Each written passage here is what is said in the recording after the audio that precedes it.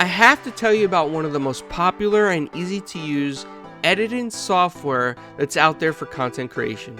It's called Wondershare Filmora 10, and it's great for beginners and perfect for experienced editors. Let me show you some of my favorite features of Filmora 10. Check out their cool motion tracking with just a few clicks, and voila! You will find a ton of royalty-free music and preset templates with text, filters, transitions, overlays, animated stickers, and you can avoid copyright claims by using these. It's that simple. Do you want to make content? Do you want an easy-to-use editor? Do you want to be able to find resources like templates and animations? Then Filmora 10 is the perfect solution. Other features include keyframing, color match, keyboard shortcut customization, Mac touch bar support, and dark and light skin. I even love the audio ducking feature. You can try it for free right now with the free trial, which has a watermark. The link is below this video. Hi, welcome to a very special episode of 4GQ TV. And today we have a very special guest, which I'll let her introduce herself in just a second. Real quick on the panel, we have Mav from the Xbox Ultimate Podcast. We have 108 Dragons TV from the Dragon's Den Podcast. We have PK Entertainment from 4GQ TV and the Dragon's Den Podcast. And I'm your host, Carlo. So, Erin, can you tell us a little bit about yourself and your history in voice acting? Sure, Carlo. My name is Erin Fitzgerald. I've been an actor forever and a day. I have been working in cartoons cartoons specifically, because video games didn't have voices since the 90s. And I've got a long career that's still alive, and I am still working. So far, so good. Well, that sounds amazing. It doesn't suck. Yep. It is. You did say long career, and I know we did mention before we started that Ed and Eddie. Yeah. That was one of your. That was the very first gig I ever booked. It was like in terms of voiceover. I had done mostly television, film, and theater before that point.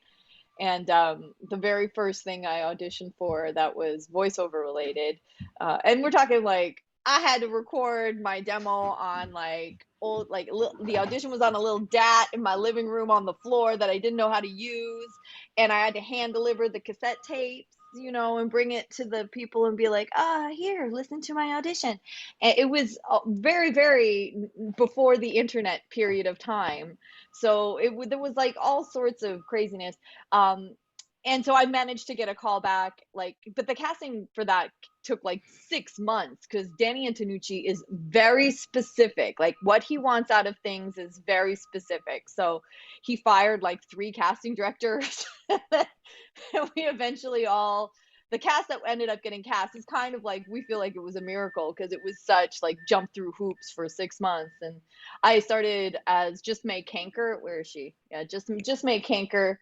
And Tabitha St. Germain was Naz, but that was like the peak year for Tabitha's career as an actress. She was in this huge show in theater, in like the main stage theater in Vancouver, and so she had to walk away from the show because in the first season that Eddie Naz didn't really say much, and so it was like eating up her time that she needed for all these other projects she was being booked on. So then Danny just I was the only girl who didn't have 2 roles. So Danny's like, you're Naz now. I'm like, great. What's with the style and clothes, Eddie? It's Customer Appreciation Day at the candy store, and we're giving away Jawbreakers for free. But I want to kiss all the boys. So that's my life. That's great. Nice. I just want to say that was, going back to the early days of Cartoon Network, that was one of my favorites.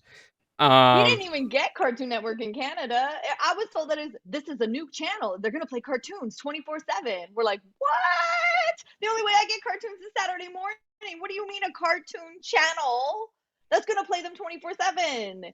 And only in America? We were so jealous. It was like, that was crazy to me. I didn't even get to see the show.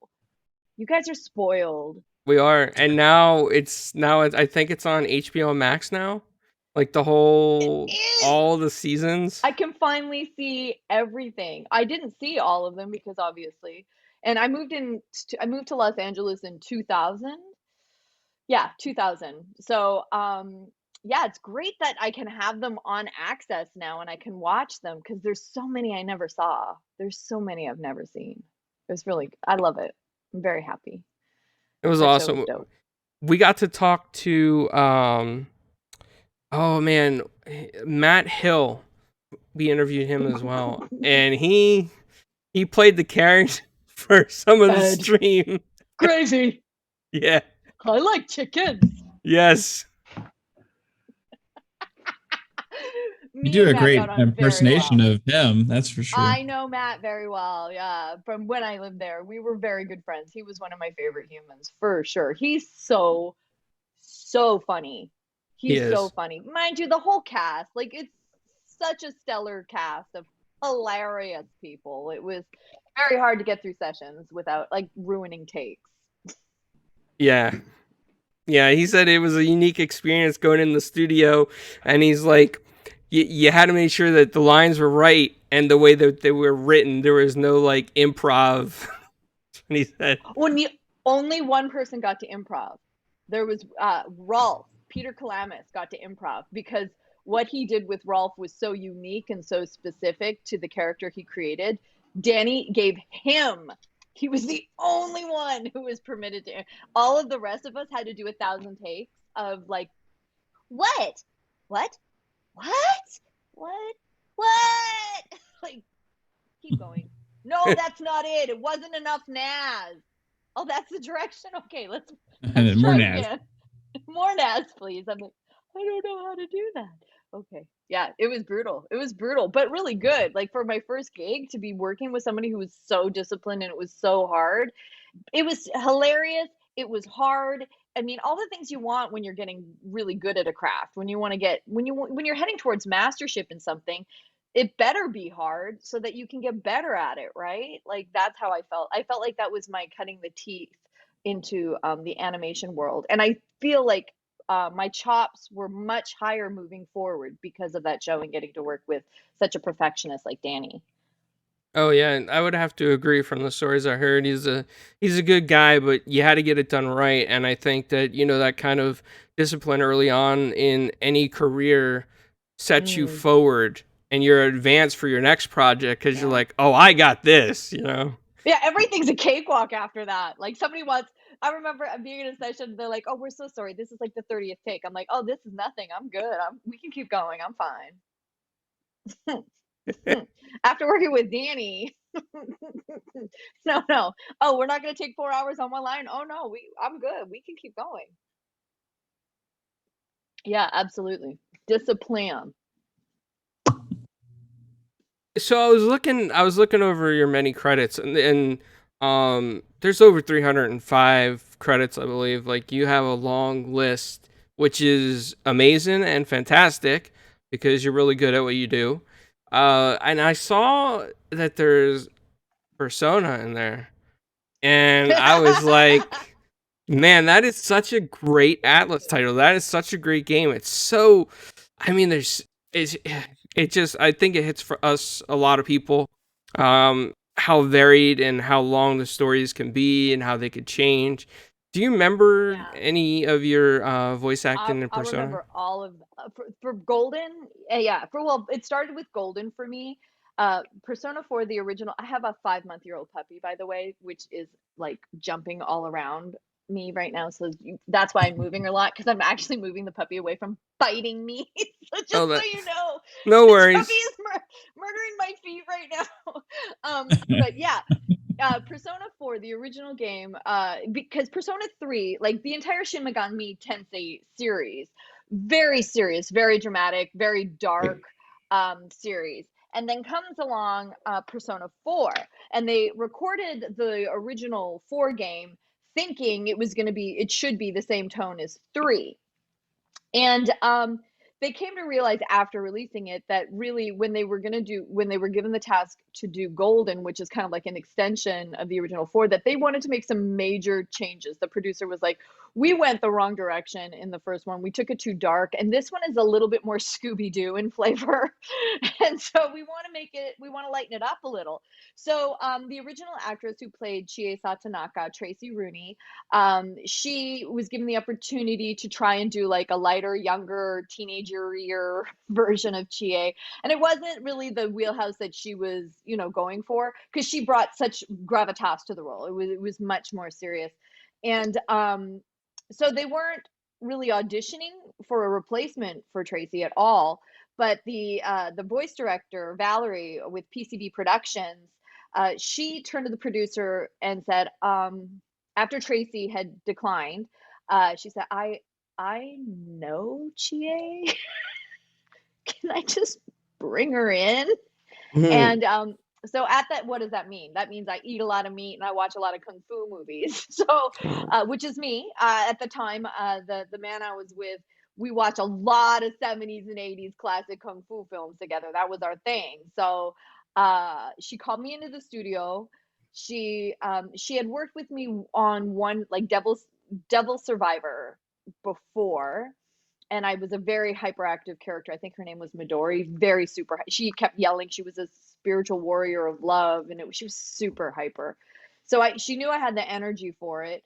And so I show up to this studio, and she's like, "Okay, so this is kind of like an audition, but if you do good, we're gonna start recording like right now."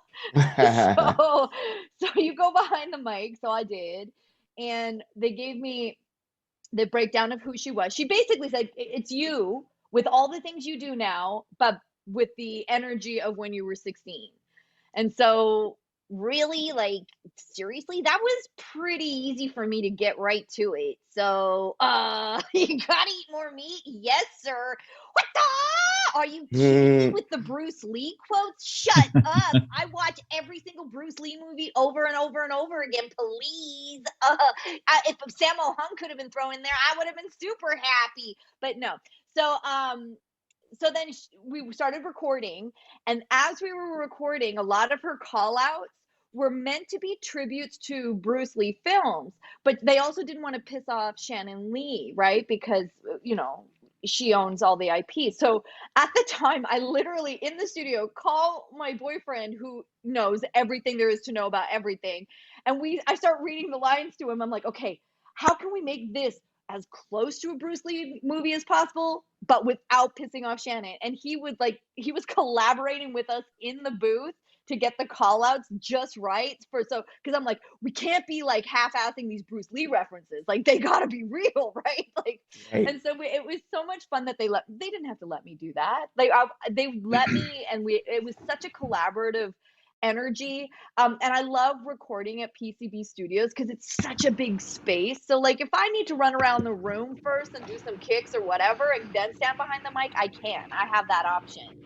And the director is so amazing. Like Val is one of my favorite directors because we know each other so well. She literally can direct me with like okay, Erin. I'm like, oh yeah, sure, I got it. Like she doesn't have to use words with me. We have that kind of a relationship.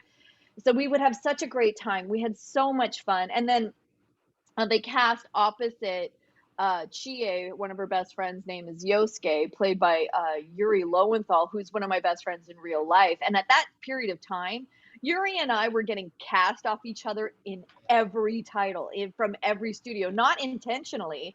Like we just happened to be booking off of each other, which was insane.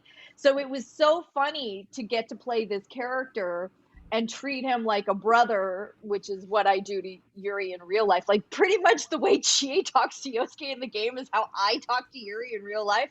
So it was really easy.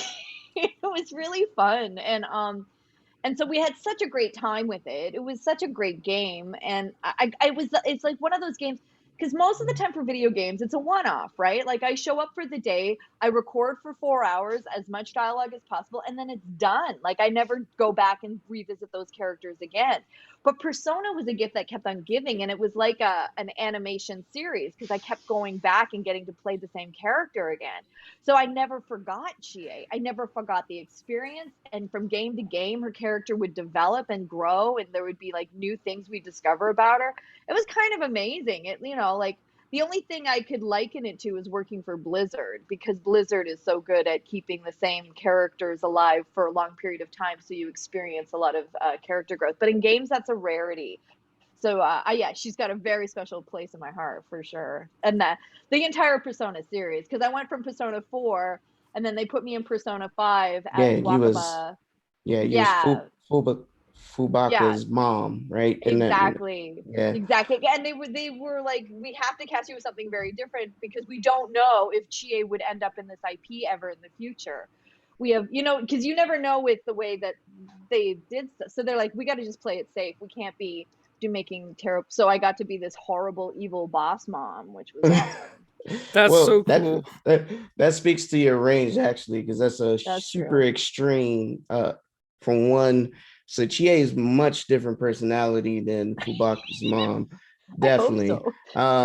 But that, I mean, it's almost like is it more like a staple for you? Because that's not the only Atlas games you've been part of. No, Atlas has been so good to me.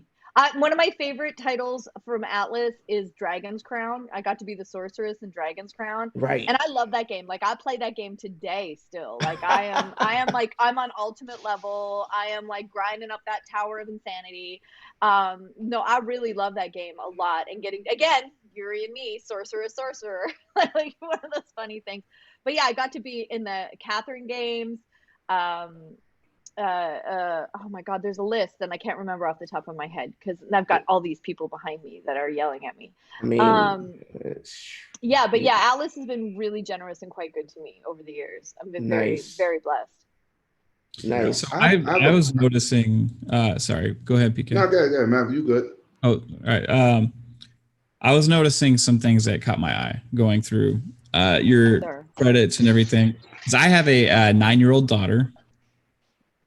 And so I have seen quite a bit of this stuff. Now, one thing in particular goes back to my childhood, but then was recreated in my daughter's childhood and became pretty popular for a little while. It looks like you were a part of the comeback of Popples. Oh, yeah, I was. Yes, so, I was. Which was pretty cool. Funny. Yeah. Yes, I do remember owning Popples as a child. Yes. Yeah, me too. I had one. Everybody had one. You don't seem as old as I am, though. So what are you doing having watched Popples? You look much too young to have been brought up on Popples. Oh, I'm 38 today. Today's actually my birthday, so I turned 38. Oh, happy birthday! Happy birthday! Whoa, happy birthday, man!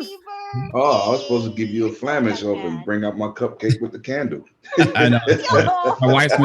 My wife's making me a pound cake later. We got this. So I had like this Popple when I was a kid, and they were just so cool. I don't even remember. No, I was too young. It's hard to remember. They were harder to remember. Smurfs are easier. I don't know why. Yeah. But it made like a big comeback for like a year, right? And there was Popples all over the store. Yeah. And Sunny was a big part of the show. And it looks like you were a big part of that, which I had no idea. And the other thing that my daughter loves that you've been a big part of is the Monster High movies. Squeak. So that's pretty cool.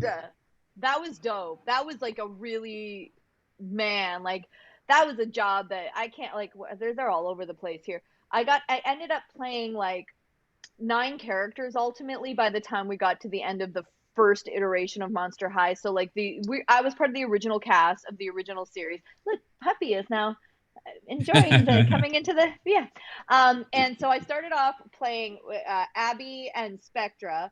So this is you want hand? I make joke kind of customary greetings to you. I am Spectra Vandergeist reporting for Monster High. And then I played Rochelle Goyle. You remember Rochelle? She was a very good friend in Scaries.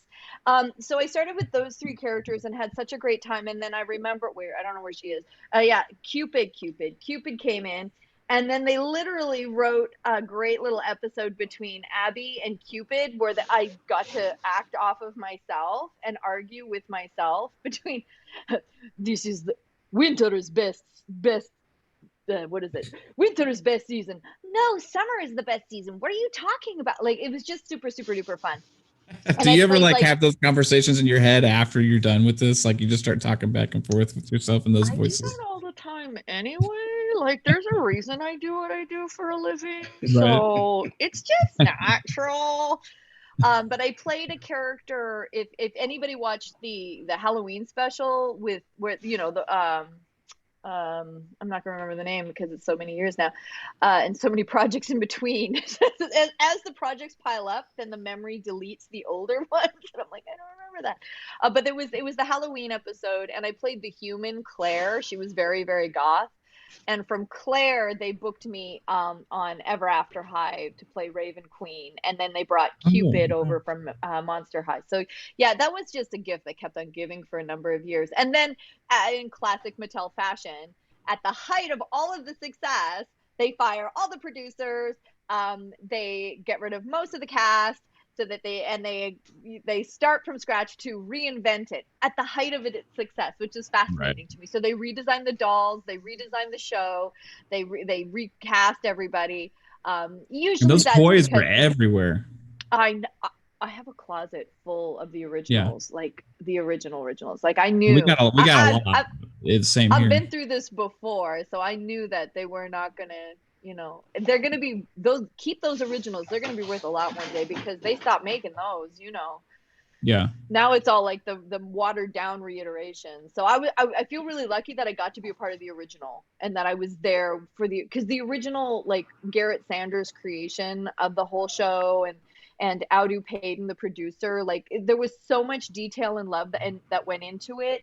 I feel like it was a real special time to be involved with it. So I'm very grateful. It was cool. So I love that your daughter was into it. Tell her I say hi.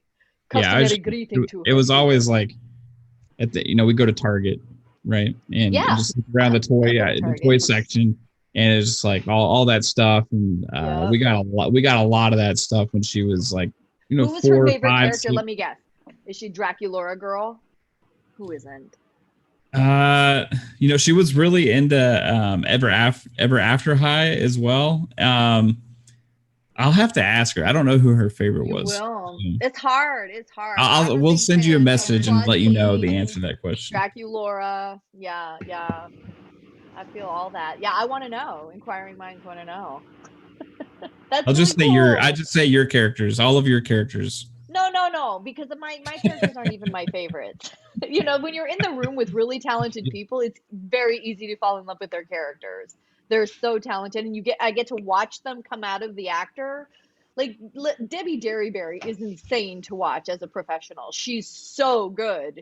Her comedy chops are so brilliant. It's gobsmacking, really. Yeah. Yeah. I feel like The Descendants almost, the Disney show, almost maybe took a little bit of something from Monster High, personally. Oh. Mm-hmm. He's always got a Descendants character there as well. I think that what? And then Ever After High disappeared all of a sudden. Mm-hmm. Oh, okay. I see where you're going with this. Yeah. I don't know. Well, I have a question for you. Epiphany, yes, right? Sir. Your resume is vast. I want to know what it takes for preparation for all these characters and over the years. Like, how do you prep to do so many different varied characters and then be different with all of them? What does it take to get into? Thank you for asking that question. I really appreciate that question. Because that is the craft. That is the craft. That is what I have spent my entire life practicing to do. I am a student. There's all different types of acting techniques, right? So you hear a lot about the method technique, the Meisner technique. That's what most film and television people use because it brings it to a level of realism for them where they can do these because all the acting for on camera is inside, like they're not allowed. Puppy is excited. Yes, Puppy's like, yes, acting. Let's talk about it. It's on the inside, so you can't move your body so much. You can't move your face so much. All of the acting is right here for behind the camera. Whereas theater acting and behind the mic acting is all character acting. You really want to embody character. So for me, the Alexander technique has been my foundation for everything that I've ever done. And what the Alexander technique does is, oh my goodness, this puppy is going crazy. I don't know what happened. I'm so sorry. What the Alexander technique does is that you have to put the body of the character on first, and the sound of the character is attached to the body of the character. So for me, what does that mean? That means, okay, so every day I have to do a vocal warm up because my instrument isn't just my meat suit, it's also my vocals. So I make sure that my range is open, but more importantly than my range, which, because a lot of people are like, oh, you have to have such a big range. I'm like, you actually don't. I happen to have a big range because of the genetics of my vocal cords that I inherited from my father. That's just a thing of the vocal cords. I happen to have like octaves thingies, but you don't have to have that to be a character actor. You just have to be able to become different characters and allow the meat suit to change in the way that it needs to change so that you can change the character. So for example, May Kanker. So May Kanker, for me to do May Kanker, I put her teeth out here, and then my butt goes all the way out there. So what I make, and I hold that body for the entire 4-hour session. So my butt's all the way out, my teeth all the way out. Hi, I like boys, and that's where she lived. And now thinking about it now, it was my very first job, so it didn't occur to me what it would feel like to hold that position and talk through those teeth for 4 hours every recording session. And I developed a rash here, my sinus, things I didn't know at the time because I was green, but now I pick much better physicalizations. And then also keeping my resonators open. So what's a resonator? So like my lungs, my shoulders, my bones, anything that creates sound. So if I'm gonna go really low, I want to make sure that my abdomen is open so that I can go. It's because it's not vocal for me, it's physical. All of that, everything when you hear here, that's in the chest. It's the chest resonators. So I want to make sure that I can, if I'm gonna fight, it's not coming from here. I don't want to fight from my vocals because then I'll blow out my voice in 15 minutes, right? So if I'm coming from my diaphragm, then I can hold that for 4 hours without losing my voice. So it's a daily training for me. To be able to do all of these characters, I have to keep my body. I don't have to be, like I'm a juicy girl. I'm not trying to be super scrawny, but I need to have my body operational so I can, use my arms, my legs, hold my positions. If I choose to have a character whose shoulders up here, if I choose to have a character who's got like 27 arms, I can imagine it and I can hold my body in a way that it would feel like. Most importantly, the breathing, the breath and the breathing. So I work on a lot of breath control and breathing control. I work on a lot of vocals, and I work on changing my body up regularly, physically inhabiting different body characters.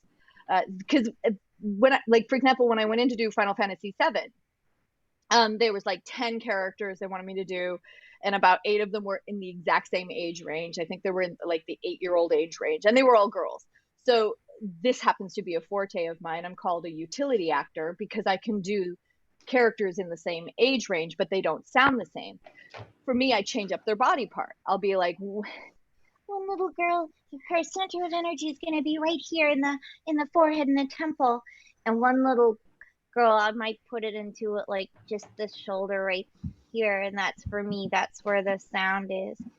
And then one little girl's gonna have like in the back of the spine have a little bit of problems like each body part allows me to change it quickly, so then they don't have to wait for me to come up with a character. I can do it on the spot immediately as they're throwing things at me. And then some jobs who know me do that for fun, right? Like I show up to the job, like going into a Hearthstone session is one of my favoriteest things in the world because they have the most ridiculous characters. Like I remember walking in and they throw up the image. This is who you're going to play today. It's a fork and a plate.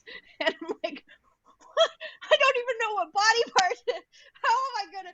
But we come up with these ridiculous, like so ridiculous characters. So it's about keeping that fresh, and so I don't want to repeat the characters. You know, to if I can, I don't want to repeat a character. I like keeping them really original and really fresh, and keep my creative imagination going. Kind of like if you remember playing make believe when you were 4. And you could be like whatever character you wanted to be that you saw on television. You're like, okay, we're gonna act out the entire Power Ranger sequence right now. I'm gonna be, you know, it's the same thing as that pretty much. It's just that now I know the exercises and stuff I need to do to keep it regular. Well, that's awesome, because the way you talking to us and then you popping into all these characters, I'm amazed at the way you thank you, fluently sir. just go into. I'm like, wow, that's talent. I don't know if everybody could do that, but that is absolutely amazing. I would say appreciate that. It also appears like you're a staple, like among the JRPGs / anime / whatnot. I mean, from all it's like you part of 2 Tales games that I played the crap out of. You part of Final Fantasies. You got, I mean, Bandai Namco, Square. All those guys must be making you a staple for sure. Well, it's interesting. It's not really about the companies. You think it is. You think it's about the companies. It's actually about the studios. The studios that hire you, they know what you're able to do. So when the studios win a contract with any given company, they have a stable of actors that they know who can do what. And so, like for Nier Replicant, I was in Nier Automata as this character, this boss, this Simone Beauvoir boss, and so they went back to the same studio, and I think it was a different team of people working on it, but I don't remember auditioning for the role of Louise. I just remember getting the email saying they want to bring you in. Now that only happens with people who know you and know what you're able to do. And they knew I could do Louise, who was like an 8-year-old girl, because they had cast me in years ago Eternal Sonata, and I played Polka, who was a little girl. And she was pretty heavy carrier of the game. So again, that it's not so much the actual gaming. I mean, I don't know if any of the gaming companies know who I am at all. I mean, I know Atlas does, because obviously long-term relationship, but very few of them know me individually. But it is the studios that call me back, and the people like for example, even in Monster High, there's people who I worked with on Monster High who moved on to like different shows. And then I'm like, oh, they're working on this now, and they remember me. Which I guess is like real life work anyway. Like you get good at your job, and people move on from company to company, and they bring you in and they refer you. So it ends up being like that. So it's not as fancy as you think it is. Like, there's no like Erin Fitzgerald, the actress. Let's bring her in. Like, I am not that girl. There may be girls who are that girl. Like Christina V may be that it girl. I've never been an it girl. I have always been a background character actor who happens to have some characters who have hit big. But there are so many projects that I'm in that nobody's ever heard of. Like one of my favoriteest jobs ever was a cartoon on Nicktoons called Wild Grinders, that was created by the famous skateboarder Rob Dyrdek, and I got to be in this cartoon standing next to Kel Mitchell, Yuri Lowenthal, Cam Clark, and it was insane, and it was so much fun. And I played this total jerk, evil, total, what are you doing, little slob? You guys are jerks. Where's my daddy? Rich little jerk face. He was an absolute dink, and I loved being him, but no one knows of the show. No one heard of it. It ran for a few years on Nicktoons, but nobody had Nicktoons. So it just kind of went into the ethers, but it was one of my favoriteest gigs. I gotta look that up now, because that voice sounds really familiar. Yeah, sounds so familiar. You probably like if you were watching Fantasy Factory at all back in the day, like they talked about, because it was Tracy Tubera, his he hired Tracy as an artist for a lot of the stuff he did, and it was Tracy who came up with the toys. And so the toys were created first, and they were popular, and so they created the series off the toys that Tracy had created, off of Tracy's art. Like Rob was a pretty dope dude, man. Like he would find talent and then blow that talent up. Like he's just got an eye for talent. Really great human being. Very kind, very generous. So, you know what? It kind of reminds me of like the voices in Rocket Power, which also was another Nicktoon. I don't know if you remember that one. I don't know if they were at the. I didn't have No. I didn't have Nicktoons, so I didn't see it. That's great.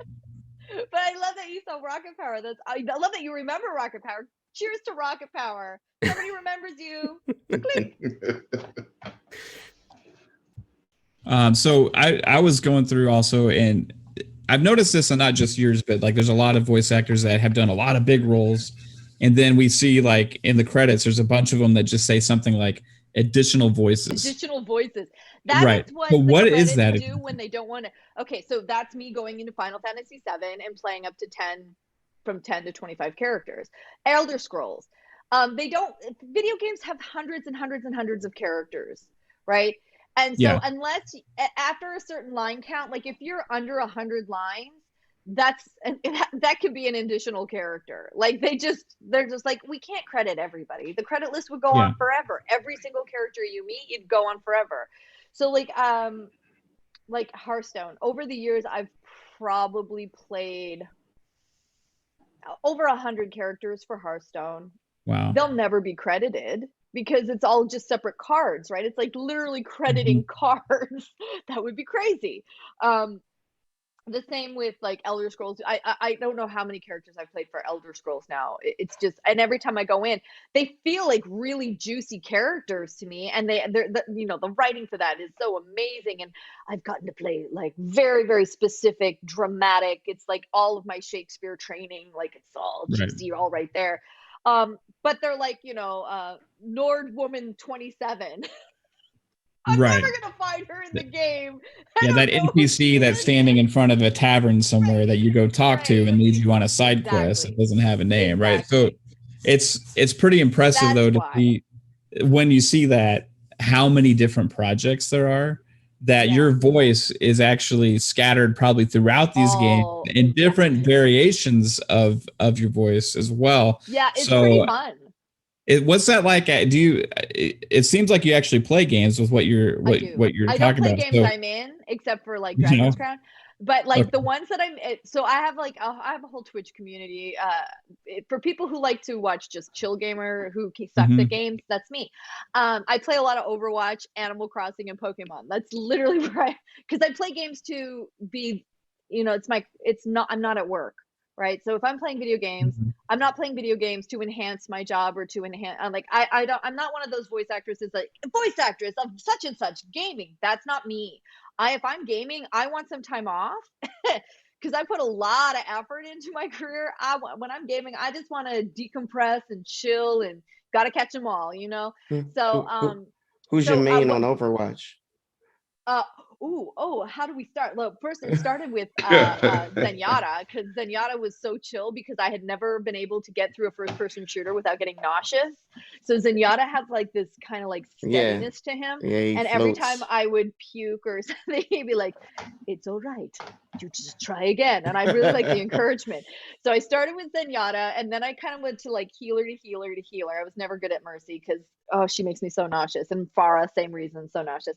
And then immediately, of course, turrets appeals to someone who can't shoot. So I was like, oh my God, Torb and Symmetra. And then I got into tanks. Like I started with Reinhardt because with his shield, he pushes, you get the view a little bit removed from the first person, which gave me some breathing room, so I like that a little bit. Yeah. And then D.Va. And then once I got into D.Va, but right now, if I had to pick who am I playing with right now, I'm having a mad love affair with Orisa. Like, I can't get enough Orisa. I'm starting to get into Creepy Toes a little bit. I do call him Boris by the actor's name because I feel like the character should be called Boris. I do like Boris. And I'm still D.Va a lot. And then, you've got a Lucio. Who doesn't Lucio? He's so clutch on so many maps. So yeah, for those guys, yeah. But because I have a gaming community, when a game I'm in comes out, like Nier right now, Nier Replicant, I just have the squad of people that are in my community, like, let me know when you get to my bits so that I can, or tag me if you think you found my character. When Final Fantasy VII come out, I'm like, run free into the world and bring me back the little characters you think that were played by me. And so it becomes like a Where's Waldo, right? Of everyone trying to find the random NPCs that I've played in a game. And people are getting really good at identifying when I've played someone.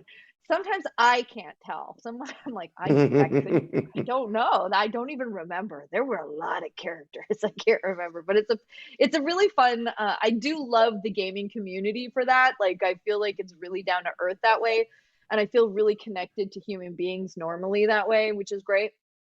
I'm definitely living that online community life. Like, if I don't have to go outside, quarantine was fine for me. I'm just saying. I'm like, we're good. We're good. If it weren't for this dog I'm taking care of, I wouldn't leave the house at all. So we're good. So that leads me to a question. Do you enjoy it more doing the voices from your own studio at home versus having to go into a studio? No, I love engineers who are professional. I love them. I think, I mean, I've always had an appreciation for engineers, for years and years and years, because I know the jobs that end up blowing up the most, the characters that I've played that have become the most famous, I could tell you who engineered those sessions. And those engineers, like, every time I'm like, this person gets what I do and obviously makes me sound the best I can sound, because those are the characters that blow up. So there's about 3 or 4 of them that I really adore and I'm madly in love with, because I think that they're the reason that those characters got popular.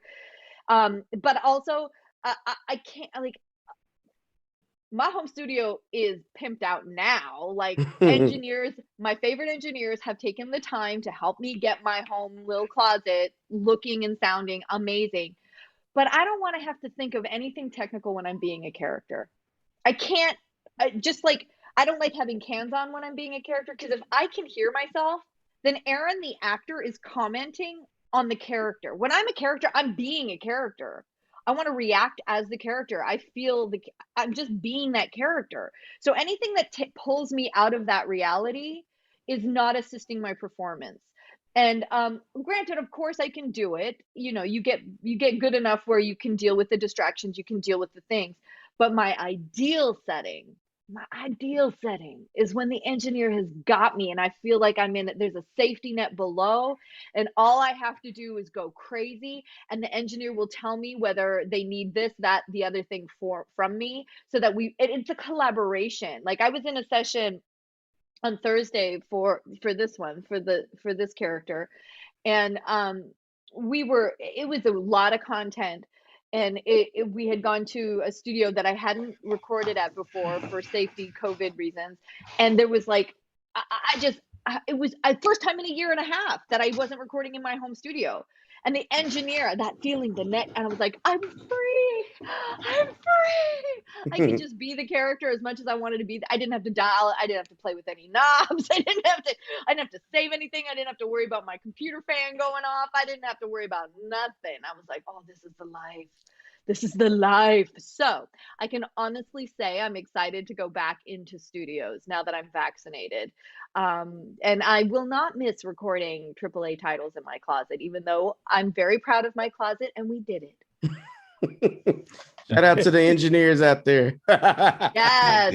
And not to say that, and don't get it wrong. wrong, I didn't engineer my own sessions, but I did have to participate in assisting the engineers a lot more from a home recording. I mean, obviously, there were still engineers recording my session, but it's so different using that third-party tool so that they can hear. And there were a lot of sessions where they were getting a hiss on their end, but my recording and on my end was crystal clear, and they had to go on trust that the recording was getting taken, because on their end we couldn't figure, like, there were so many technical difficulties in the last year that going into a studio we will not have. I'm very excited. Engineers don't really get a lot of credit for what they do, even for music. I've been in a couple sessions in the studio, and the work that they do is like, you may hear about like Dr. Dre, but then he has so many engineers around him. That's right. Doing some extra work. All these knobs is everywhere. I'm a tech guy. Oh my God. Yep. It's all the work. Teeth pulling. It's all the work. It's all the work. And they're very particular of how they want they sound. That's very right. particular. They know That's exactly. right. Like, I mean, so I go into this with Wild Grinders is a good example because I played the mom, the sister, and I played Stubford. And when I'm the mom and the sister, I'm with their meat suits on. When I'm with their meat suits on, they're my height and I'm acting into the microphone and everything's fine. But when I'm Stubford, I open my legs and I'm down because, he's got junk. So I give room for all of his junk.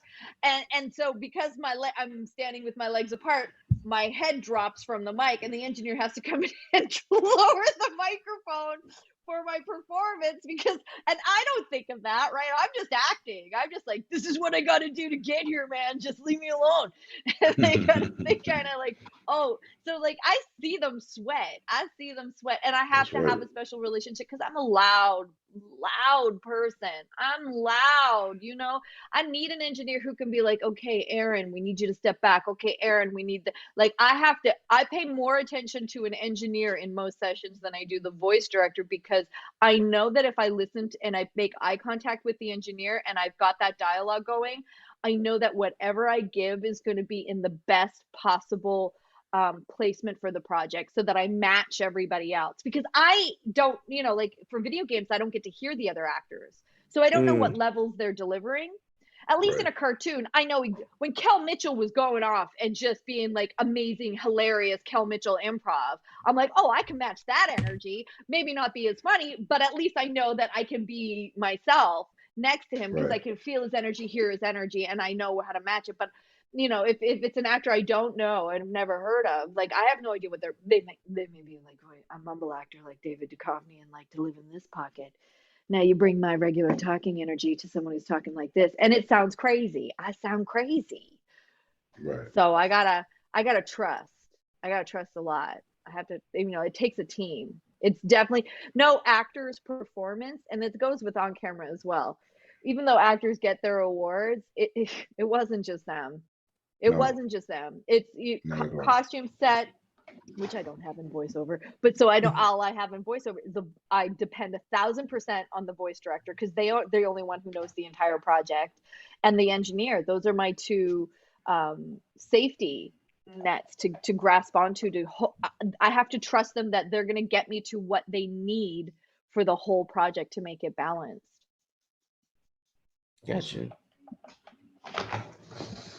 I was thinking throughout this, is there any characters that stick out to you that you had a hard time with, that you had some challenges you had to overcome? Oh my God, yes. Yeah, oh, is she on here? Let me see. I don't think she's on here. Yes. When I did the first video game for The Last of Us, there were 4 actresses. We were hired to play all the female infected. So they called them female infected. I don't know if they had like clickers, all the different stages of infection, and that was, I knew it was going to be a brutal game, and they knew it was going to be a brutal game and brutal session. So when I recorded for them, they would always book me on a Friday, which let me know it was going to be throat ripping. And I was likely to lose my voice for the weekend because it's video games. And when you're playing creatures and monsters, like you give everything. And the first session was a throat ripper. It was they did this beautiful thing where they put the mic on my head so I could walk around the room. I was totally free to really embody what it would be like to be in that situation. And it was so, I mean, the directors for that, like they were so gorgeous. Like really, when you think about it, I wasn't really playing a character. I was kind of like more part of the sound design, more of the soundscape, than anything else. Cause it's not like one clicker going through the game. It's like 4 of us covered all of them for the soundscape to make it even more terrifying. And so what they did was like they had us really understand that even though we're completely transformed and we've got this hunger like regular zombies, which I have played thousands, they're fully aware. They're still themselves trapped inside. So psychologically speaking, that's crazy. That's so dark. That's so awful.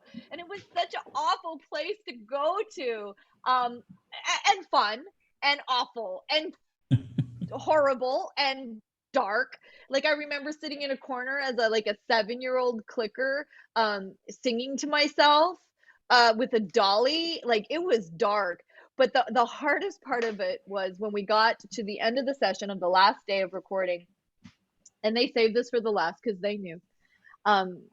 The hardest take is okay, so now we need you to be like, we did all the forms of death that one would go through, and then the very last thing is, okay, you're gonna be on fire for 30 seconds. On fire for 30 seconds. Now, a regular yell, short. If you want to, because there's nothing, and I game. So when I hear an actress on fire and it's ow, ow, I'm like, oh, I'll rage quit. I'm like, I don't buy that. Being on fire, you liar. Being on fire is painful. And there's screeches and screams. Like I remember literally getting on my knees, whole body back, screaming to the ceiling, like just screaming and tears are coming out of my face. 30 seconds. And afterwards finishing, and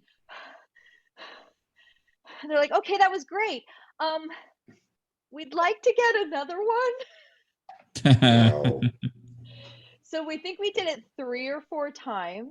Wow. And it's so funny. And of course, because I mean, they needed different ones. So we got to the end of it, and the actor ego part of me kicks in.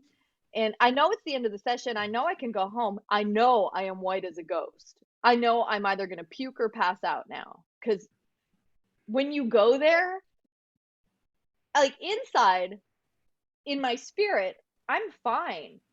But my physical body thinks that I have been on fire because I have been screaming like I have been on fire.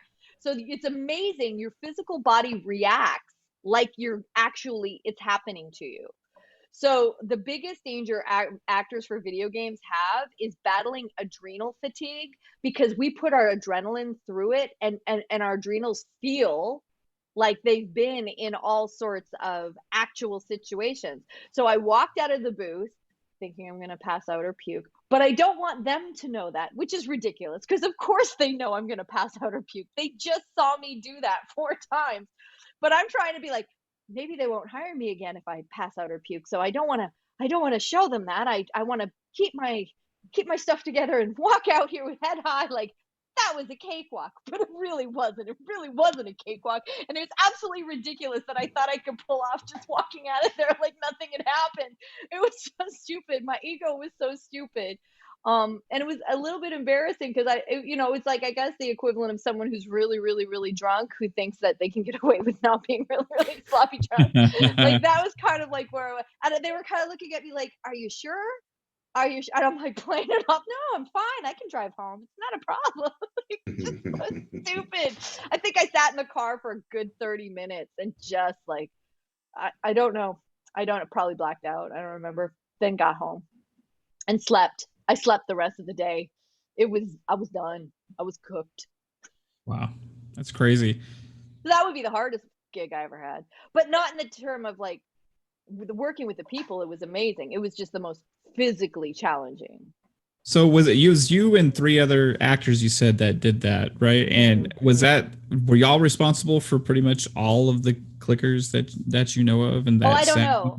No, I don't know. Well, I just know that we were the ones that were hired to do the female ones, and there would have been men to do the male ones. Right. And then they may have had other Walla groups come in to do additional stuff. But for those main hot cues, there were 4 of us to cover all of those cues that they needed. Right. So I wouldn't give 4 of us the whole credit or anything like that, because again, it was a full sound design and it was a full soundscape, and I don't know exactly everything that went into it. But for those kinds of cues, there were 4 of us to cover them, female and probably male, I would imagine. It's crazy to think of the artistry that goes into something like that, with like even having awards for that soundscape. Right. Even having the idea, just okay, this is how we're going to pull this off, and then put y'all in that situation, and then it translates to what people experience in that game, which is setting the mood throughout the game for the most horrifying. And everyone kept saying it was terrifying, so I'm like, John. Yeah, it's pretty incredible. I remember that clicker sitting in the corner playing with the dog. I thought that was sick. But that game is awesome. But to see what you went through to do it is like, yeah, it's very it touched the heart, because that game was dark and deep, but definitely it was definitely. challenging. Yeah, it was challenging. I don't mind emotional stuff so much. Like well, I guess that's the acting challenge. Like getting to be Louise and your replicant without any spoilers. There were some emotional things to hit, emotional notes to hit that felt very authentic. When the writing is good, it's really easy to hit those emotional notes. It comes because if you're being the character and the writing is good, you believe where you are and you believe what's happening, and so it comes naturally if you give yourself permission to go all the way there. And that's why I also love the Alexander technique. Like at the end of the recording session, I take the meat suit of the character off, which also includes their emotional body. Like I do not take any of the character home with me. I'm not taking that home. I mean, in the case of the Screaming Fire, I took the exhaustion home with me, but not the actual character and the situation. Like and again, I get home, what do? I'm playing Animal Crossing and everything is sparkly and fun and light, and I don't know anything about the darkness. There is no darkness. Like my content watching when I'm home is exceptionally wholesome, because I go to some exceptionally dark places in my job. And I want to be able to access those things. I feel like that's the balance, right? That's just the balance for me. Yeah. And I don't mind doing it so much. Like it is such a great acting opportunity, and it's an exploration of a character, and people go through dark things, so dark, that to be able to know, puppy, no. Sorry. But to be able to know that you can go to a dark place and recover from it. Like that to me is like, there needs to be a purpose of going to the dark place. The dark place, which is like a dark night of soul, right? When everybody goes through something, everybody does. But to know you can come out of it, and to know that it's going to affect you forever, but it's not going to stay on you forever. Like time will distance you from the experience so that you can keep the lesson without the pain, ideally. And that we have a lot of support systems in place to help us get there as human beings. But I do find it very cathartic to perform it in a sense of character development in a game or a series, because then I get to experience the journey all the way out, which in some cases is death. But that's a in a lot of the Japanese games that includes the afterlife, and they've got such beautiful approaches to philosophy. It's really interesting. Like for example, playing Wakaba, Futaba's mom in P5. She's a dark lady. She went to some really horrible, mean. I'm gonna be a mom now. No barking. No barking. Great. Who are you barking at? You're not Wakaba. Futaba's not down there. What are you doing? My dog looks, it's not my dog, but this dog looks like Miss Piggy's dog, Fufu. She's very cute.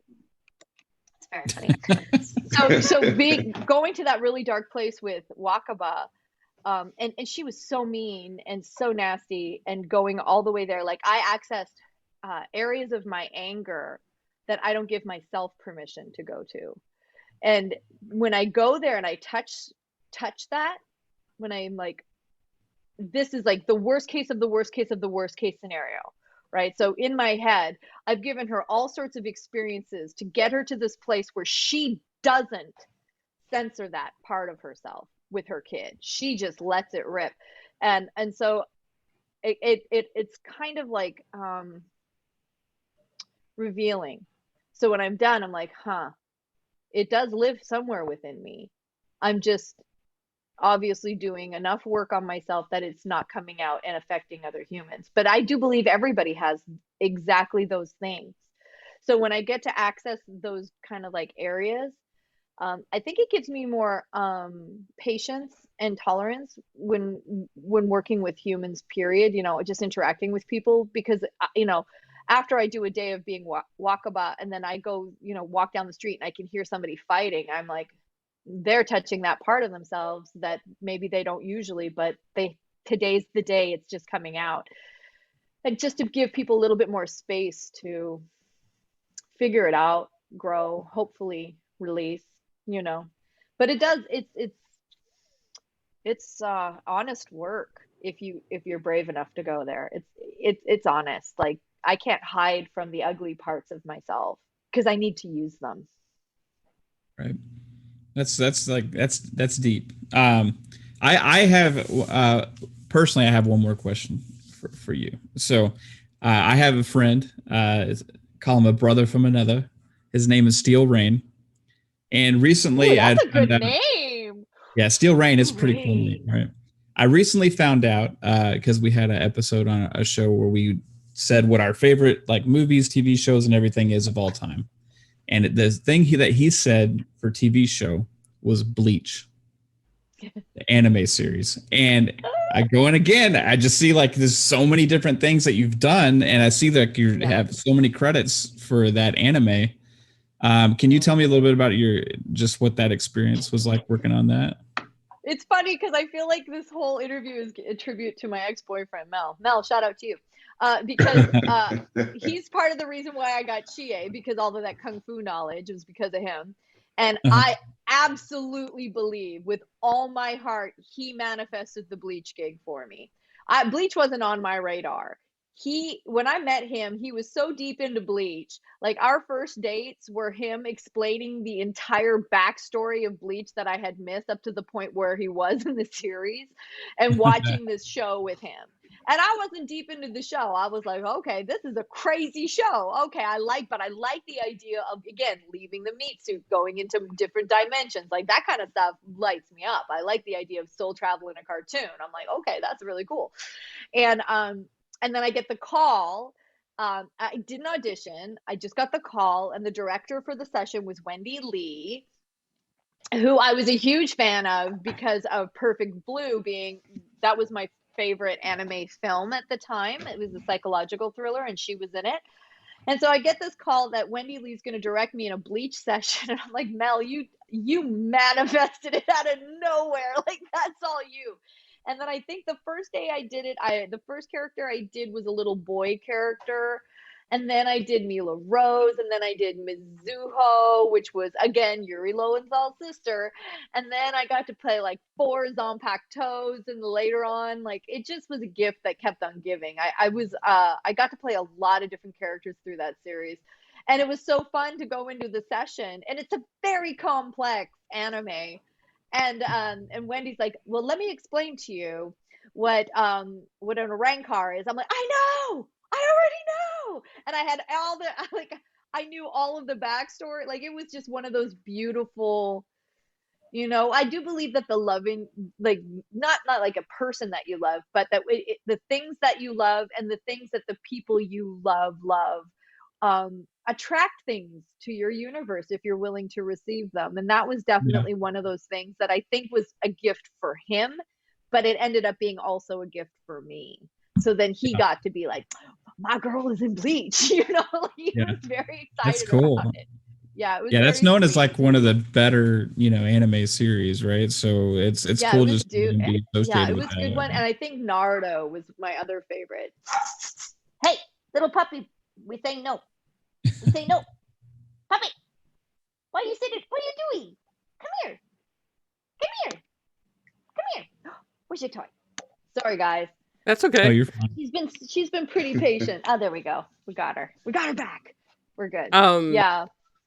I do have one question for you. So I noticed that you had done some stuff for Pokemon.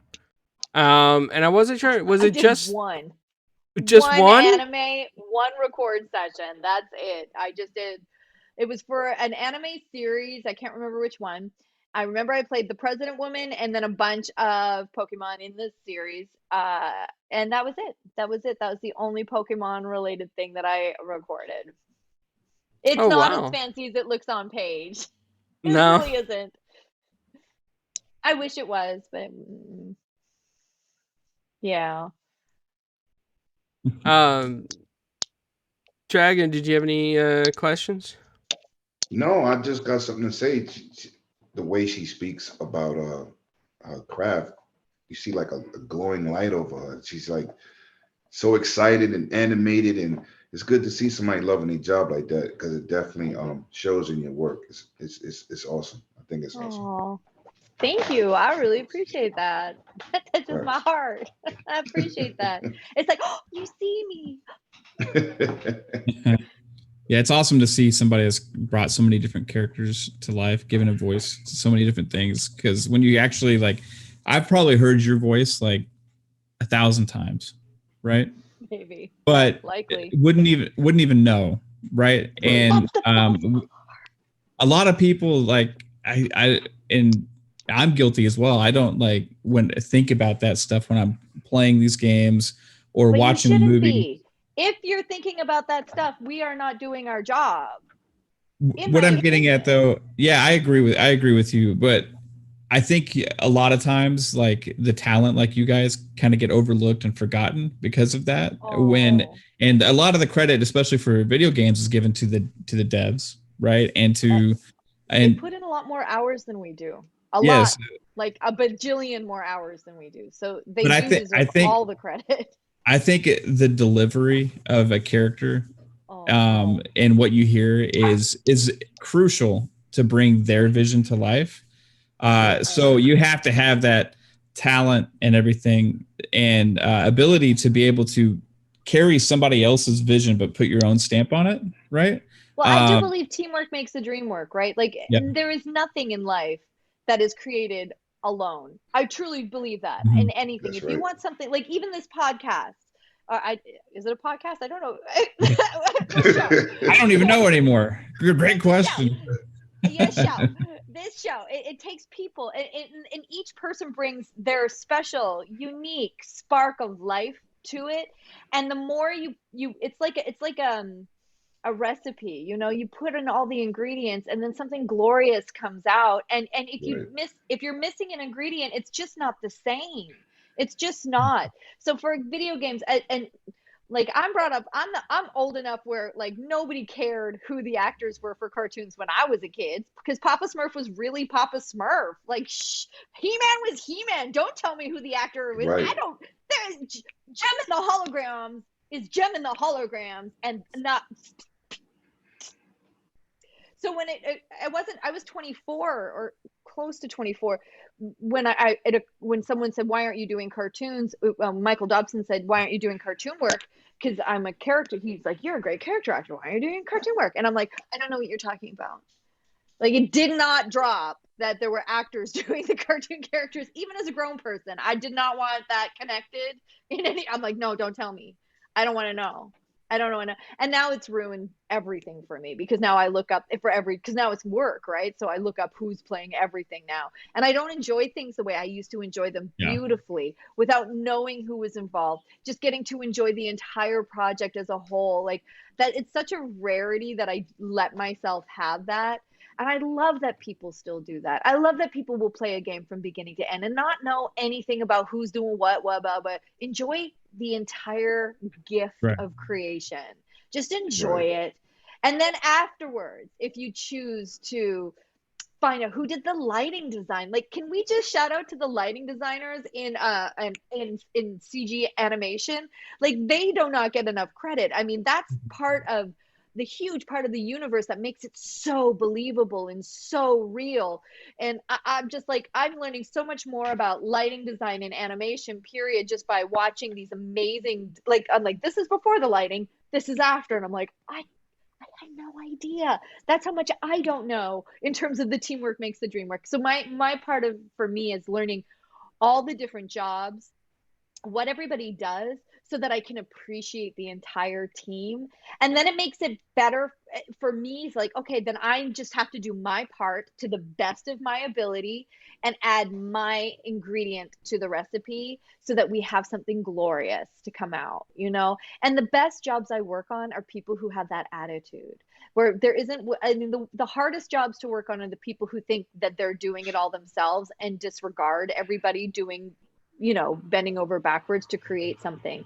But the best teams are when everybody is acknowledged and everybody's treated with respect and dignity, and they can bring their and freedom, just a little bit of freedom, where they can bring that creative expression or that idea that they have to the forefront, and then it morphs into something even more glorious. Ooh, well, that's the stuff I live for in this career. That's the stuff I live for. And I don't care if a character gets popular or if nobody knows who I am for the rest of my life. I've made it this far. I am 48 years old and I am still a working actress. And I've been working professionally since I was 18. That's a lot of years. You know, I pay my rent and my bills acting. I never thought I would say that. I never thought I would say that. Long-term longevity, that's hard to go for. That's hard to go for. Fame is irrelevant because it doesn't bring you money. You want to go for the work, right? And I'm much pickier now. Like, I'm much pickier now. I don't just work for everybody anymore. I used to, but I am very particular about who I want to give my energy to, who I want to work with, because I'm coming with a lot of love, and I don't want that love to be tarnished in any way. I want your project to be the best project. I want everyone to feel how amazing they are. That's what I want to do moving forward. And so far, the universe seems to be supporting me in that. So I feel so freaking grateful every day, every day. Every time I get an audition, so freaking grateful for the opportunity to create more characters. And then over COVID, I had started coaching just privately one-on-one with actors the year before. And now I'm working with actors one-on-one and getting to watch them birth characters. Oh my God, my heart just explodes watching people come up with their original characters and really be, I'll start crying if I keep talking about it. I'm gonna shut up. I'm gonna just drink out of my Animal Crossing cup and be like, "Ooh, life is good. Life is good. There's a lot of dark bits, but life can be good." That is actually very cool to be able to give back like that to, you know, up and coming voice actors and actors and stuff.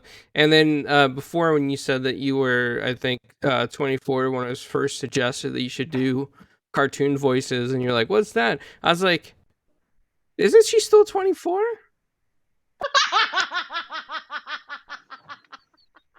No, and nor do I want to be. I love this age. 48 might be my favorite year so far. It is so good. It is so good. I feel like I am the most me I've ever given myself permission to be. Probably last year helped a lot, but I am the most me I've ever given myself permission to be. No apologies, no excuses, you know, supporting the people that I love, who I want to do well in life, you know, doing the best I can, you know, for the group, for the whole. You know, it feels good to be of service to others in a whole different way that I was too terrified to do when I was 24. I was so scared of just existing when I was 24. I was just like, oh, please don't discover that I don't know what I'm doing. You know, I was cute, thank God, because I don't know how I would have survived otherwise. Use your meat suit to your advantage. You know, like I was like, oh gravy. But now I'm getting free, because the beauty of aging is that you just free yourself up, where you just stop. You know, like I'm white. You know, this is there will be a lot of cracking in the next 10 years. There's gonna be a lot of falling in the next 10 years. Like, that is my genetics, and I'm okay. I mean, there's probably a filter on right now for sure. It's Zoom. I know I have that thing that goes. You know, thank God for filters. But like, it's not gonna. You know, like I'm freeing myself from my own meat suit, which is only going to unlock another 1,000 characters that I'm very excited to get to play. So like, keep this going. I want to do this till I'm 70. I want to be the Judi Dench of voiceover. Like, that is something that I feel like I feel like June Foray led the way, but she was so restricted by the males around her who controlled the industry, and like she was such a huge talent, and they gave her crumbs in her older years, and she should have been leading, she should have been getting leading parts, she should have had shows built around her. She was such a phenomenal talent. And I got to go to her her memorial, and it was all these men getting up to talk about how they hired her, how they you know, like they made her audition. They were talking about when we had her audition. I'm like, it's June Foray. It's June Foray. You made her audition? Are you kidding? Who are you? Nobody knows your name. Who are you that you like? It was one of those heartbreak moments as a female where I was like, June really did walk through it for me and the other female actors, you know. And it's my job now to do that, to open all of those doors for actresses who are not white to get their moment in the sun, to show off their talent that they've been knocking on the door forever. And it has been such white rooms for so long. And now that's finally changing. And now, so I feel the responsibility of what June did for me to do for actresses who are of color, so that they can grab their place and have their longevity and be 70 along with me in the booth. And, you know, like, that's what I want. That's my future for this industry, because I want to do what June did for women as a whole. But white women were the ones who benefited from it. And I want to break that habit and move it into a whole other more diverse universe that's balanced. And because there's a lot of talented women who have not been given the opportunity to show their skills. I think that's very important what you mentioned too, because I've spoken to other voice actors and actresses, and I've spoken to men in the industry, and they said, you know, you'll be surprised how many men do female voices as well as male voices. And I'm like, wasn't there a ton of, you know, people out there that are females that would like to do female voices? And they're like, yes, but you know, I just did other characters in that, so I got to do the female character too. And I'm like, well, that's kind of shocking. So hearing what you said, but is it though? But is it though? Is it shocking? No, it's not it shocking. Really isn't. No. And when you walk into a room and it's all white people, is that shocking? No, it's not shocking. The people who are white and who are in charge hire white people. That's what happens. So we need more people of color who are making the big decisions. We need to move people. Because this is why it benefits us, because then the stories get much more interesting, much more diverse. Like, we've seen every iteration of a white story with white characters since the beginning of time. Like, we've seen it all. Like, that's all been done. So now, like, how great would it be to, like, just shift that out completely into a whole new threads of thousands and thousands and thousands of new stories that'll be so much more interesting and so much more fun and so fresh. And that's what excites me, that the content will be more representative of the planet, of where we are, of a commute. Like, we're a planetary community at this point. And we have so many great leaders that need to have more leadership positions just in the industry alone. So I'm excited to see the shift. And I think there's room for everybody. Like, to any white people listening, they're like, but then my job, I lose my job. No, you're white. You got your job. You're so spoiled. We're spoiled. We've been white. We're so spoiled that we could just, what we need to do is open the door and make room. Make room. There is room for everybody. There should be, just get a bigger table, add some chairs, you know, that's all we need. It really doesn't take much. It doesn't take much. And I'm grateful to say that I can have these conversations with the companies I choose to work for. I can talk about this, and I am seeing the change in the casting choices, but I need to see it all the way to the higher ups. Like, I need to see the producers bringing in, you know, executive producers. I mean, I get it. Like, I get that everybody's like, but I'm white. I only know white content. Yeah, so hire people who aren't, and then you can have more diverse content. It's pretty simple. Just bring more people to the table, and you'll get more options. Teamwork makes the dream work. All of it together. Very good point, because it's very important to break down barriers.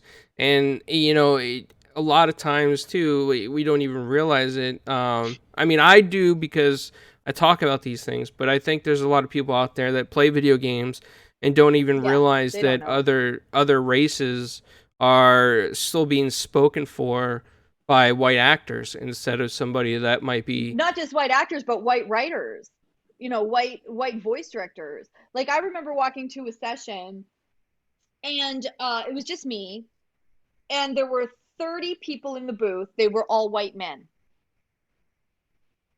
And I thought, how funny that all these white men are going to tell me how to play these female characters. Now imagine that, all white men and a non-white female character.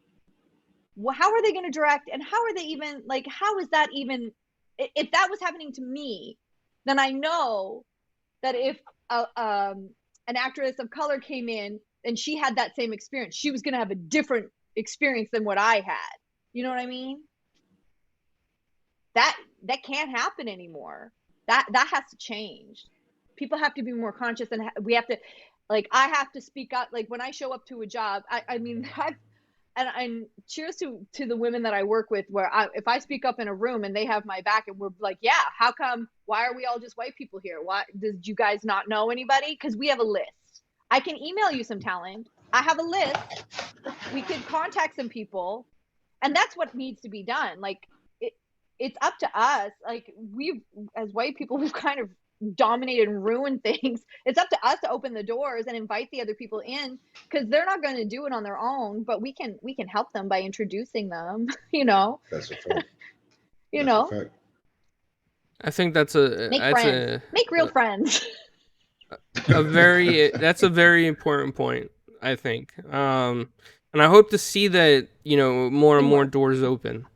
And I hope that you're able to push that on other projects. Well, I'm excited this year, because I'm excited that some of the things that it's taken a long time. It's been a long road to open some of the doors, but I get to see some of it actually manifest this year in the way that my heart is going to explode. So it's not, I mean, my part in it is so small, but I think that the ripple effect is going to be so big, that especially for the actresses that I've been able to get into some places where I've been trying for years and they wouldn't open the door. So last year was a big deal, because last year was the first year that, after years of like, here's my list, call these people, here's my list, call these people. And they were like, but then hiring all white people.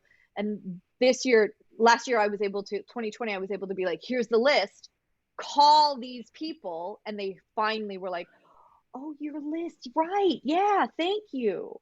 So that was finally received, and then people were actually contacting me. And I'm laughing because I'm like, this wouldn't be a problem if you made friends who weren't white. Like, you wouldn't have to contact me, the white lady, for the list of people who are not white, who are very talented, who have been trying to get your attention for years. If you actually made friends in your normal, real, everyday life that weren't all white. That's very true. It's exhausting, right? Yeah, but it's our job. As white people, it's our job, because it's our fault. We got to fix it.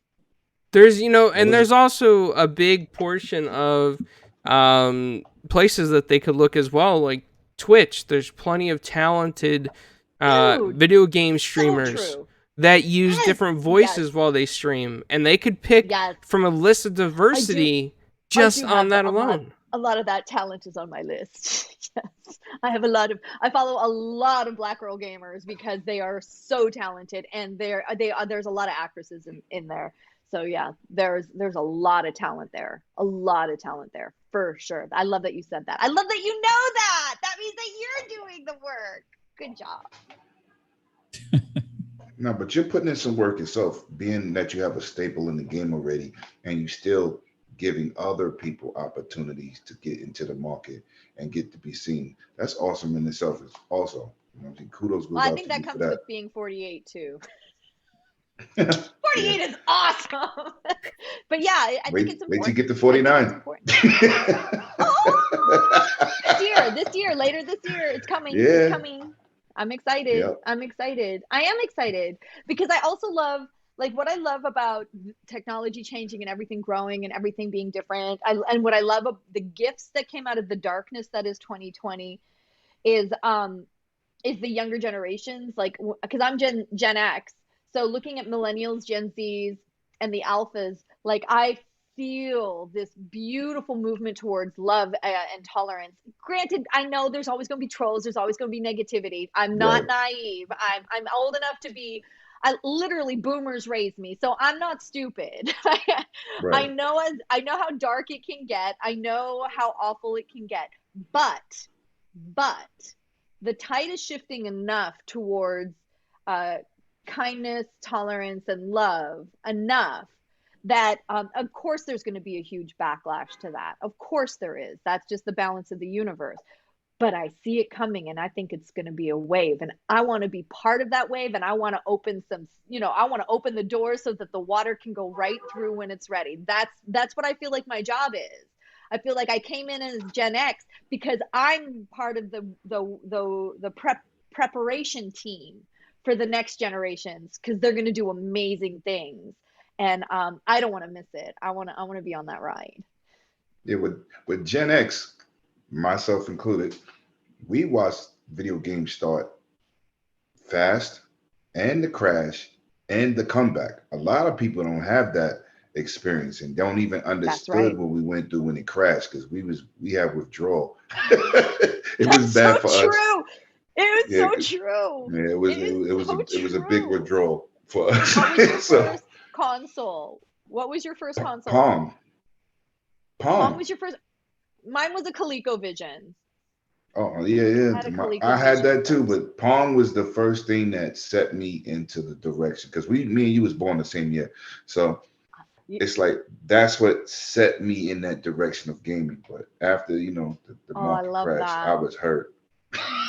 I was hurt. No kidding. We was hooked on games and then dead.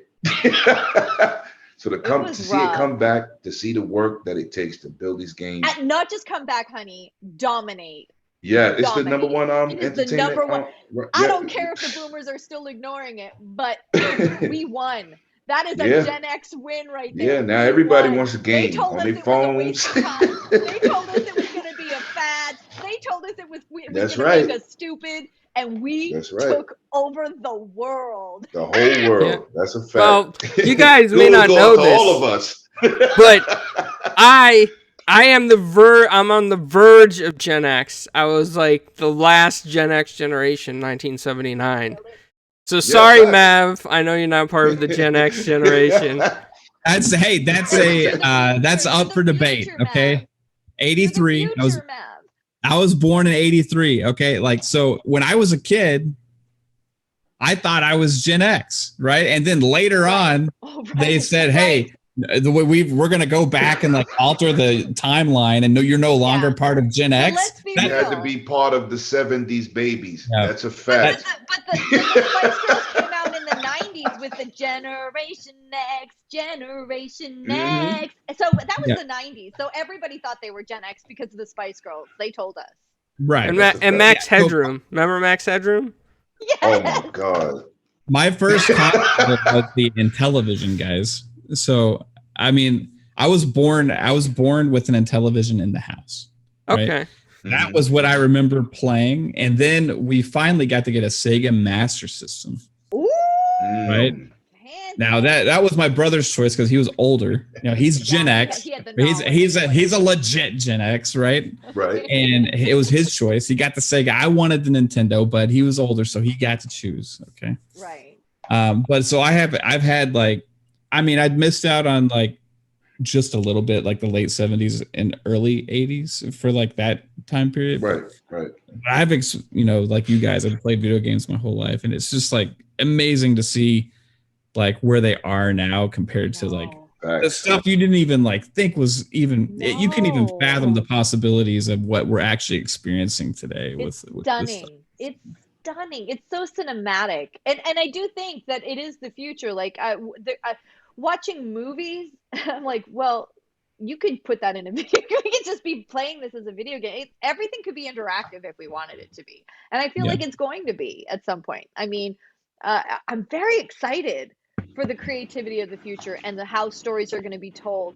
And I'm so excited with the dynamic changes and how, first of all, I'm also excited about crypto and how that's going to change, you know, for the younger generations, their wealth. So I'm get into crypto if you're not into crypto. That is my opinion if you're young, because I feel like it could change things for you, period. That's what I think. That's just me, but do it. Real quick too, you know, ColecoVision was my first console at home. It was actually the one that my mom and dad bought kind of like for themselves, and we had a Smurf cartridge for ColecoVision. So dude, that's dope. That was my first one. I did not have a Smurf cartridge. I feel very jealous. I played a lot of Ventura. Like, that was my game. That's another one. I couldn't get enough of Ventura back in the day. And then, of course, you know, when the NES came out, I was like, Super Mario for days. Mario Brothers. It wasn't even Super Mario. It was just Mario Brothers. Yeah, just Mario Brothers. Right. That's it. Right. I couldn't get enough of it. Yeah, that's a fact. They took over our whole generation. Oh, yes, Mario. They did. Yeah, you know, your whole background is like Nintendo there. Yeah, I got my classic system. Nintendo and Sony, PlayStation, those two. I was like, Final Fantasy VII, the original, is the game I've played over and over and over and over again since, you know, I had my first PlayStation. So that is my all-time favorite RPG. I can't get enough. I have not even played the new one because I'm like, no, I want the pixelated characters. I like the pixelated, sweet, free roaming characters. I don't want my video games to look realistic. I like my video games cartoony, which is why I love Overwatch so much. It's like the perfect mix of, for people who need somewhat realistic, okay, yeah, it's there, but it's so cartoony. It's like, I love this so much. Cartoony games are definitely my happy place. That's what I loved about the Super Nintendo. The games were so colorful, the sprites were so exorbitant and vibrant. And the first time we turned on Super Mario Brothers, Super Mario World, it was like this dream come true because you had these bright colors and this nice music, and it seemed like a lot of games on the Super Nintendo kind of followed that platformer format. Absolutely. Yeah, I agree with you there for sure. Yeah, good times. Yes, good times. So, Erin, where can people find you? At home. I'm on Twitch. I think, there. Twitch. My Twitch is there. Mostly, if I use social media, it's Twitter. I have an Instagram. I barely use it. I'm more of a talker than a picturer. And on my Twitch, you can access my Discord. My Discord is called the House of Misfits. It's a very LGBTQIA friendly space. It's neurodivergent, safe space. It's a wholesome space. And I kind of hang out there every day with that community because I find that community very uplifting and a lot of love. And so between Twitch and Discord, that's where I live every day. And then you'll see me tweet. I tweet a lot I use my Twitter more as an amplification for talent that I think don't get enough attention. And then obviously for fan art, because fan art is awesome. And I always will retweet fan art. So there you have it. Awesome. Well, real quick before we get out of here, Mav, where can people find you? Twitter, Fun Speculation. YouTube, Fun Speculation. Friday nights, Xbox Ultimate Podcast at 9 p.m. Eastern. Thursday nights, Fun Pop Podcast, movies, TV shows, and anime, comics, all this fun stuff. It's Thursday nights at 10:30 p.m. Eastern. And here on rebrand, 4GQ TV, 6:30 p.m. Eastern. And that's it. I appreciate the chat, Erin. It was awesome to get to know more about you and all of your characters and talent. So thank you. And also thank you to PK who had to duck out. Yeah, he had important business. Yeah, real life. Yeah, that's important. It's Monday. It is. Yeah. He did. He sent me a message to say thank you, and that he thinks that you're Aw, awesome, and he's awesome. he loves almost every JRPG that you have voiced in. He knows my credit list. That's impressive to me. Yeah, I think I know my credit list because of fans who know my credit list. I'm like, dang, oh right, yeah, I did do that. Speaking of the RPGs, and PK may be familiar with this one as well, but one I noticed on there that I had to give a shout out to because a lot of people overlooked this game and said it wasn't very good, but it was freaking amazing, and that was Enchanted Arms on the 360. I saw that you did a voice. You may not even remember. Yeah, you didn't remember. Who did I play? I think. Oh, I could go back and look. Hold on. Wait, if you're looking on IMDb, I don't trust that was me. I have to go to my website. I literally have to go to my website. What is Erin Fitzgerald? You're credited as additional voices. Well, maybe I did. That is a possibility. If something's called, yeah, I don't see it here. But I might have. But I'll write IMDb and get to the bottom of this. But the other thing is that a lot of the games that I work on work under code names. So they'll like Nier had a super secret code name. Final Fantasy VII had a super secret code name. So I didn't know the IP I was working on until I got to the job. And the only reason I knew both of those IPs is because I had Final Fantasy. I can sniff out a Final Fantasy title just based on the writing. I'm like, oh, this is Final Fantasy. I know it is. Even if they won't tell me. And Nier, I knew because I had played it before. I had been in it before. So, but yeah, so that can happen a lot where I'm like, I don't know what's in that. I didn't even know because you didn't give me the real title. You jerk face. So I guess my credit list is longer than I think it is. Okay. Yeah. It is. It is. Your credit list is amazing.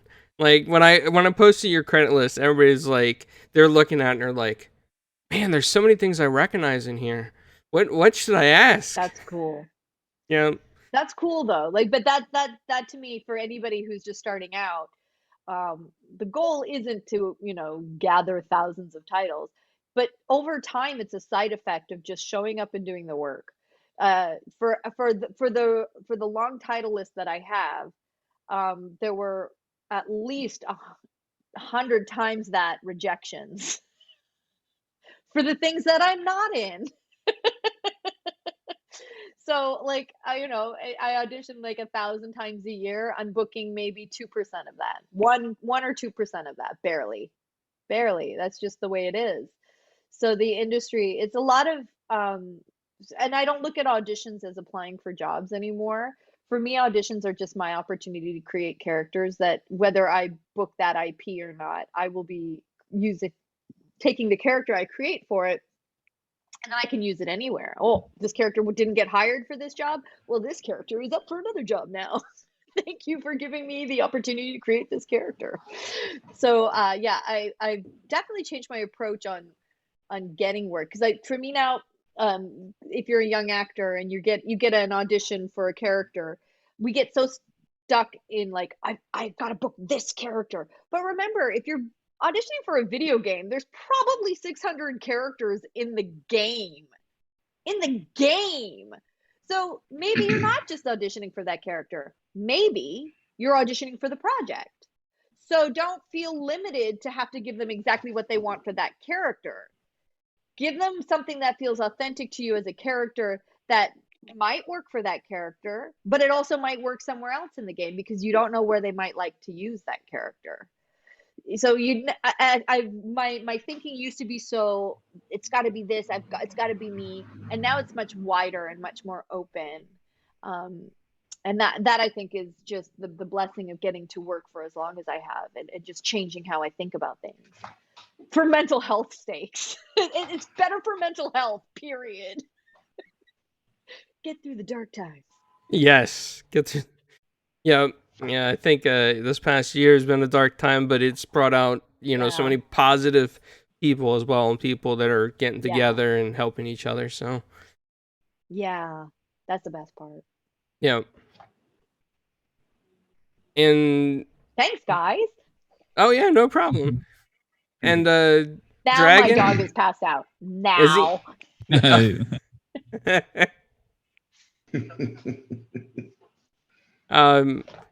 So real quick, Lemon, do you want to let everybody know where they can find you and PK? Well, yes. Thank you for first of all having me. Y'all dudes are absolutely amazing. Erin, you gave me a different outlook on what it takes to bring these characters to life. You could find me on 4GQTV. Nah, no, you can't. Nah. You can find me at 108 Dragons TV podcast. 5 days a week of content. Every Saturday on my podcast, The Dragons Den, at 7 p.m. Eastern Standard Time. Or sometimes when clowns invite me to interview great people like Miss Erin Fitzgerald. Facts. Oh, thanks, man. Getting a real appreciation what it takes to make these characters pop. That's definitely an appreciation there. That's a fact. I'll never play The Last of Us. Like when I go try and play that game again, I'm not going to play it the same way. I'm going to be picturing 4 people standing in a room going through hell. If you do the chopping the head off, listen for the gurgle, because I literally put water in my mouth for that gurgle death, right? So you put the water in the mouth and so water's poured all over me. Wow. It's soaking wet. Yeah, it was good times. We went for authenticity. You know, now that you talked about all this, I can't get out of my head either, because now I picture in Call of Duty when somebody gets a Molotov on them and they're still running around, they barely say ow, versus a clicker who is like screaming. Thank you. Yes. I can't get that out of my head now. And you know what? You know when an actor games when they're giving you a great death, because they're so tired of mediocre game deaths where you're just like, no. Ow. No. I need you die. No. I need health. Help me. Help me. Ow. Get me back up. I'm down. Help. Quick. Yeah, I can definitely see me criticizing some games like, no, you're not doing that right. Nope, that's not enough effort. Right. Now you guys know. Gotta redo. I'm sorry if I ruined it for you. No, you pass on the wisdom. No, it's perfectly fine, because I think, with someone that like you, who really puts their all into this and turns it into a real art, it's truly amazing. And you see that there are a lot of actors like that. Yeah. You see that in all the credits that you have over the years, and the characters just really pop and come to life. And a lot of your characters are memorable to a lot of people. And believe it or not, I know that you probably voiced, thousands or hundreds of characters in Elder Scrolls by now, based on, voices on the IMDb. But a lot of the characters in Elder Scrolls, to me, they really sound like they're from that time. They're from that era. So I feel that kind of impression. Accents are my favorite part. Like, I love I remember going in for Elder Scrolls and being like, "Oh, you want the Norwegian accent? I'm going to be the Norwegian lady. I love her. This is perfect. I can do that." And they're like, "No, we call her Nord, but we want her more with a German accent." I'm like, "What?" Because they don't. The way Norwegians go up at the end was not threatening enough. So then we had to change and go to a German accent, because it was more, I could go down at the end of the phrases. So wow, it was definitely more threatening. But I'm like, you don't have to be so mean. I don't know why we're being so, ballsy about it. We could just, relax, have a little bit of fun, innit? You're changing your accent on the fly. That is amazing. From German to British. Oh man. Wow. If anybody at Xbox is listening, we need to get her in Fable with that English accent. Oh, thank you, darling. I definitely appreciate it. I could definitely do a Julie Andrews if you needed to. Spoonful of sugar. There's many different accents. You have to pick the right one. You're definitely going to be working till you're 70. That's a fact. Oh, from your lips to God's ears. Facts. Amazing stuff. I just, I want to thank you for spending some time with us today and coming out and talking to us. And you are just awesome and full of energy. And I hope in the future when more projects drop that you want to come back on, that you like us enough to come back on. You just have to email me. Literally, I don't leave my house, so I'm probably available if I'm not gaming. So we're good. Right on. Okay, awesome. Well, for everybody listening in, we just interviewed the awesome voice actor Erin Fitzgerald. You should check out the IMDb page and play every single one of those games, watch every single one of those movies, or cartoons, and whatever else pops up on that IMDb page, because awesome stuff. Awesome stuff. Thank you. And see you guys next time on 4GQ TV.